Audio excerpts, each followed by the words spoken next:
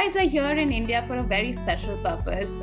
Your film Pleistocene Park is premiering today in India at the ALT EFF, the All Living Things Environmental Film Festival, a one of a kind in India.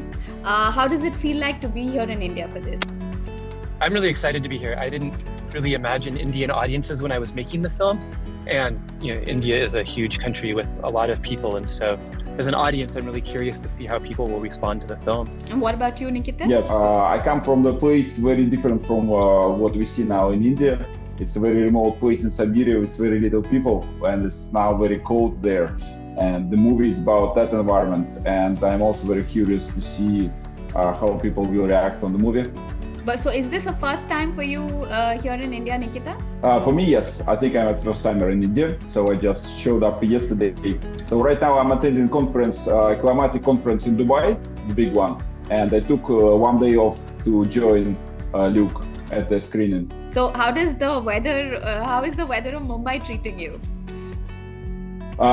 It's much nicer than in the Arctic right now. Quite a change from where you're coming from. Oh, yes, it is. I think it's about at least 15 degrees change. What do you want the audience to have a takeaway from this film? I try to make films that are human and empathetic. So it's about climate change and about a solution to climate change, but it's also a human story.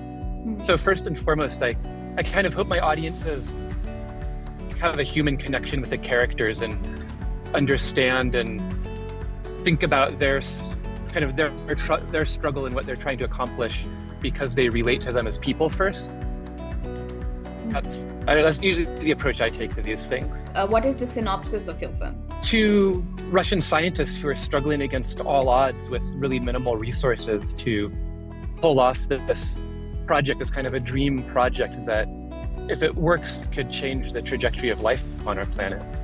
And yet it's just 2 of them doing it alone in the Arctic most of the time.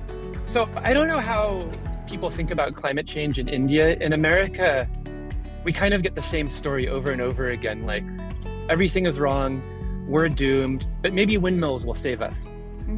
It's kind of a repetitive cycle or repetitive narrative. And it's not that narrative is wrong, I just think we get tired of it and I tune it out.